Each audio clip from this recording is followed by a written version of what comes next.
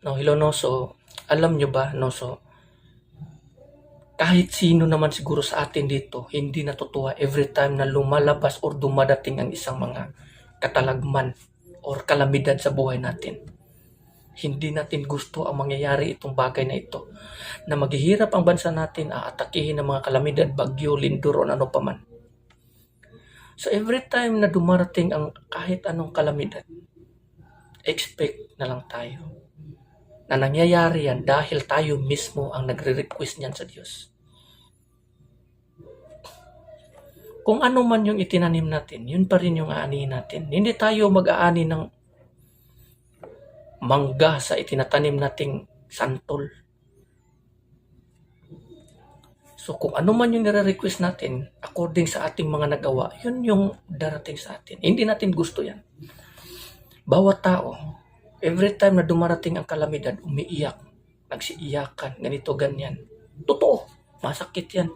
Sa mga bagay na hindi natin inaasahan na biglang dumating sa buhay natin.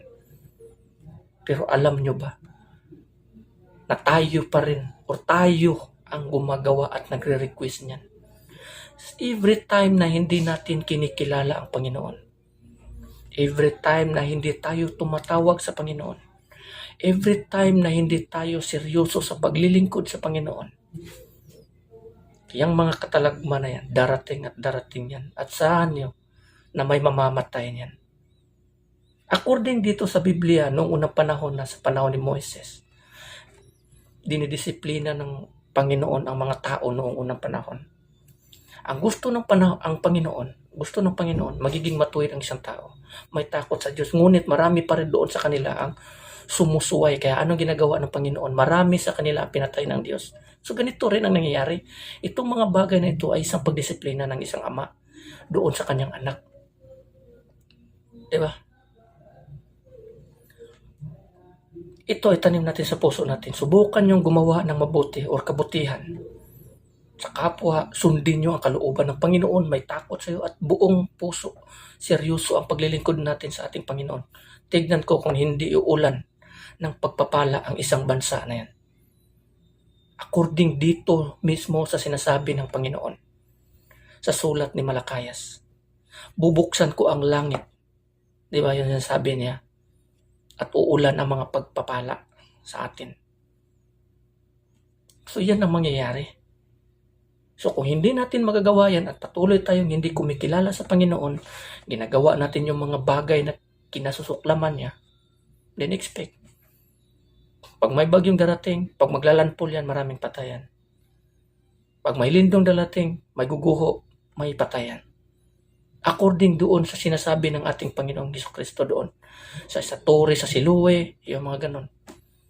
Na kung hindi raw tayo magsisisi sa ating mga kasalanan, mamamatay tayo na katulad din nila. Yan ang mga babala ng ating Panginoong Jesucristo na bigyan natin ng halaga. Bigyan natin ng pansin. Ngunit ang mga tao, hindi kumikilala, walang takot sa Diyos, walang respeto, patuloy na ginagawa ang isang bagay na hindi gusto ng Diyos. Yung tao, kunwari, sumasamba, nagpupuri sa Panginoon, ngunit ang kanilang puso at isip malayo sa Diyos. Paano tayo kalulugdan yan? Sinasabi natin, may takot ako sa Diyos. Sinasamba ko ang Panginoon, sumasamba ako every Sunday, ngunit unholy ka sa paningin niya. Pagdating ng panahon, sinasabi ng ating Panginoon Kristo, darating yung panahon, nakakatok kayo. Panginoon, Panginoon, buksan niyo po kami, ganito, ganyan. Ang sasabi ng Panginoon, I never knew you. Depart from me. You all who depart from me, kayong mga gumagawa ng mga kasamaan. Yan ang mangyayari sa atin. Not everyone who calls to the Lord.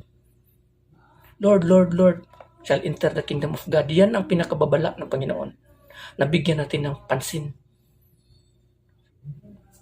Kaya as long as na may mga katalagman, isipin nyo, may mga kasalanan pa rin tayo. Pag hindi natin itutuwid ang ating kasamaan, wala. Darating pa rin yan. Hanggang sa darating yung araw na mamamatay tayo. Expect. No? So, lagi nating tatandaan. Mas mabuti pa na maglingkod tayo sa Panginoon. Kasi gaya ng ginawa ng ating Panginoon nun kay Lot, Di ba? Nung winasak ng Diyos ang Sodoma at Gomora, naalala ng Diyos si Abraham, kaya niligtas niya si Lot. Niligtas niya, okay, lumayo ka dyan. Kasama ang kanyang pamilya. Maliban sa kanyang asawa na lumingon. Niligtas siya upang hindi sila madamay. Ayun, bumagsak doon. Nawasak ang isang syudad. Sodoma at Gomora. 2 syudad yun. So, ganun din ang mangyayari. So, kung maglilingkod tayo sa Panginoon ng buong puso, kung may katalagman man or may kalamidad man na ibabagsak ng Diyos sa isang lugar na yan sa pinagalingan mo, ilalayo ka rin ng Diyos upang hindi ka madamay sa mga parusa na ibabagsak ng Diyos sa isang bansa o sa isang lugar, isang city. No, so mag-ingat po tayo lagi. So lagi tayong magdasal at pilitin natin na magiging matuwid sa kanyang paningin. Sa pamamagitan ni Kristo Jesus, mayroon tayong daan patungo sa Ama. Huwag nating sayangin yan. Kasi doon sa impyerno, maraming mga tao na nagsisisi, na gusto magbalik sa lupa dahil sa isang pagkakataon na sinayang nila dito sa mundong ito ang maglingkod sa Diyos. Tapos dito sa mundong ito, sayangin natin yung pagkakataon na ito. No. Huwag tayong magiging hangal gaya ng mga tao na doon sa impyerno na nagiging hangal. Hindi nila kinalala ang Panginoon kaya andoon sila sa impyerno. Huwag nating gawin ang kanilang mga ginagawa. Ang kanilang kamalian, sapat na yon. Huwag nating sundin o gayahin. No, so mayroon tayong Panginoong Hesukristo na siyang daan. Tumawag lamang tayo sa Kanya. Sundin natin kung ano ang kalooban niya, kung ano ang kautusan niya. Kasi if we fail, doon tayo babagsak. Lagi niyo tatandaan, not everyone who calls the name of the Lord shall enter the kingdom of God. So kailangan, ang sinabi ng ating Panginoon si Kristo, bakit ninyo ako tinatawag ng Panginoon, Panginoon, kung hindi niyo rin naman susundin ang mga ipinag-uutos ko sa inyo. So, walang kakwinta-kwinta ang pagsamba natin, pagpupuri, pagkilala natin sa ating Panginoon si Kristo kung hindi natin sinusunod ang kanyang kautusan, ang kanyang kalooban. Walang kwenta. Kaya not everyone who calls to the name of the Lord Jesus shall enter the kingdom of heaven. Kung hindi tayo susunod sa kanyang kalooban. Ngunit kung sinusunod natin ang kanyang kautusan at ang kanyang kalooban ng Diyos, sinusunod natin ito at nananampalataya sa kanya, according sa kanyang mga pangako, magkakaroon tayo ng buhay na walang hanggan sa pamamagitan ng ating Panginoong Hesukristo. Pero maliban dito, hindi tayo makakapasok sa kaharian ng Diyos.